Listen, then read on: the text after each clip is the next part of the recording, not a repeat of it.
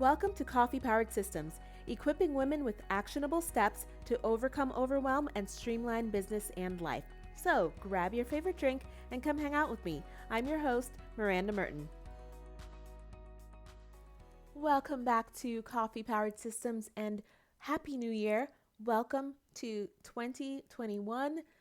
We are past it. We've gotten through probably one of the worst years that I can remember as far as the amount of things that happened last year. But we are here, we made it, we're into 2021. If you had fantastic things happen to you last year, I love that for you, but a lot of people did not have good things happen. So hoping that 2021 brings about some more joy and some more wins for us. Today, I wanted to talk to you about resolutions and specifically what you can do other than making New Year's resolutions. Now, I'm not saying don't make resolutions at all. I'm actually still working on my goals and intentions for next year. That's what I call them, goals and intentions versus resolutions. I'm not really resolving to change things, but what I intend to do, my intentions, my goals for the next year, I've got a few more days on working those out and figuring out what I want to do. So if you have figured out what you're doing for the next year, go ahead and tag me on Instagram. I'm at Miranda Merton. I would love to see some of the things you guys are doing. But specifically what I want to talk about today is what you can do other than making resolutions.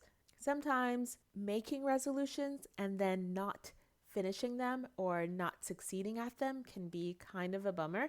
So what I like to do is throw in some things in the mix that you can actually feel like you've accomplished some stuff or done some quick wins or add a little positivity into your life. Because I get tired of making the same resolutions and then looking back on the year and saying, okay, I made 5 and I only did 1 or 2. That's not usually a good percentage of what you've done. So you can do these throughout the year. You can do them at the beginning of the year, kind of just to give you a boost and get you back into completing your things. So I did a blog post on this last year. I will link to it down in the show notes if you want to read the whole thing, but I'll just touch base on the 5 things that you can do other than make resolutions. And the first one is review your Amazon purchases. So I try to do this at the beginning of every year. You're going to log into Amazon and leave a meaningful review for items that you purchased in the previous year. And in this case, it's everything you purchased in 2020, probably excluding anything you purchased in the last few weeks because you probably haven't had time to use it. So leave out the last month or so. Just focus on everything that you've done before that. Anything small that's kind of obvious, maybe you just bought a decorative plant. It's a plant. It looks good. Star it. Move on. But if there's something in there that's actually has a function and you have used it and you want to write about it, those are the things I'm talking about. I love doing this because it's kind of like a pay it forward. I use the Amazon reviews highly. I put a lot of weight in them when I go to Amazon to purchase things. So I appreciate the people that take time to leave meaningful reviews. So go into your account and look at those things that you really think need a review or you can add some value to. A lot of times we jump in too quickly on our reviews. They come the first week and we test them out and we're using them and it's fantastic. And then we don't have a chance really to use them before we go into that review. We use it for a few months or a few weeks and maybe it stops working or it isn't working as you intended. Most people don't go back to that review to edit it. Some people do. I do see edits on there, but a lot of people don't go back into the reviews. So that's why I say to wait. That way you've used it for a few months or maybe even you bought it in January and you've had a chance to use it the whole year and you can definitely add some insight to that. If you bought an exercise bike at the beginning of 2020 and now it's working great, it's still working great, you want to go ahead and put that in there. It is quality and it stands the test of time. Okay, number 2, write a letter to yourself. This is a good one for reflection, and you want to write the current letter before you open any previous letters if you did this last year, just so you're not influenced by what you wrote previously. So you can handwrite a letter either You can either do this as a Christmas tradition to where you handwrite the letters on Christmas Eve and put them in the stockings. If you already did it the previous year, then maybe your old letter is already in the stocking, so you pull those out on Christmas Day and read them as a family. That's a good tradition. Or you can do it for New Year's, where you write the letter New Year's Eve, and then on New Year's Day, you can pull it out and then read what you wrote last year. Obviously, if you're starting the tradition new, you won't have a letter for last year, but it's good for going forward. You want to write in this letter, where you are now, kind of like a journal entry for your thoughts on the whole year. Where you are now, where you would like to be, how your year went. Did you think it went as it should? Maybe you can put your goals and intentions in this letter at this time. And then when you open it up next year, you can compare and you can see your state of mind. Were you happier back then, or are you happier now? In business, did things pan out for you the way that you thought they would? Maybe you were on a journey for a healthy lifestyle. How did that work out for you? It's always good to look back on those things because we kind of forget what we actually set unless we write them down and put them somewhere. We forget our intentions. We create these big words or phrases of the year, and then we kind of put them on the back burner, or maybe they're on a bulletin board somewhere, but we don't look at them. That doesn't really do you any good, does it? So reading the letter that you wrote last year, kind of comparing the two, it gives you a little insight on how you can move forward, things you can change. Maybe you want to create more intention around the things that you noticed that you kind of fall off on. So that's a way to help that. There's also a website called futureme.org where you can actually type a letter to yourself and deliver it to yourself as an email, which is also pretty cool. So you can either set a specific date on there, or you can say 1 year from now, 3 years from now, or 5 years from now. You can also make it a private letter so that only you get it, or you can make it a public and anonymous letter. So it will go in their public database to where it'll be listed on their website, and you can go read everybody's letters, but they're anonymous. It's not tied to you. So if you wanted to do that, that's an option as well. It's kind of cool. I did the futureme.org letter 1 year, and this email from myself popped up in my inbox. And at first I was kind of freaked out. I was like, because I forgot about it. You forget that you do these things, which is what makes it really cool. So it pops up in my inbox and I read this letter, and it blows my mind. I'm like, the things that you think about or the things that you want to do. And it's also interesting if you're kind of in the same place. It shows you where your weaknesses are and what you actually need to focus on moving forward. So if you do this every year, you can kind of adjust those patterns and maybe change a little of those things. All right, so number 3, you can create a vision board. I know a lot of people already do this, so this is nothing new.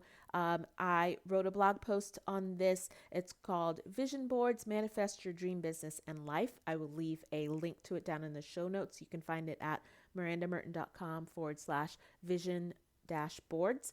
And there's also a free checklist included in that, but it's a pretty lengthy blog post showing you how to create a vision board. So if you are unsure of where to start or what you want to include, go ahead and read that post. Some people swear by vision boards and do them every year, and it might be a good option for you if you're visually motivated. So go ahead and try it out. If you do post it or you start it, tag me on Instagram. I'm at Miranda Merton. I would love to take a look at your vision boards. All right, number 4 is do a bucket list challenge or create a bucket list. You can create a bucket list either for the upcoming year, or you can create one for, the next 3 or 5 years, however you like to do that. If you're motivated to move a little quicker, then you can do that. Obviously, if you had done this in 2020 and you had a lot of travel on there, you probably didn't get a lot of travel done. But there's a lot of things you can add to your bucket list. Doing staycations, baking or cooking, reading books, watching certain types of movies. I created a giant bucket list, and I actually think I'll go through and update mine to change those because, if you created a list 2 years ago, some of that stuff on there might not be appealing to you anymore.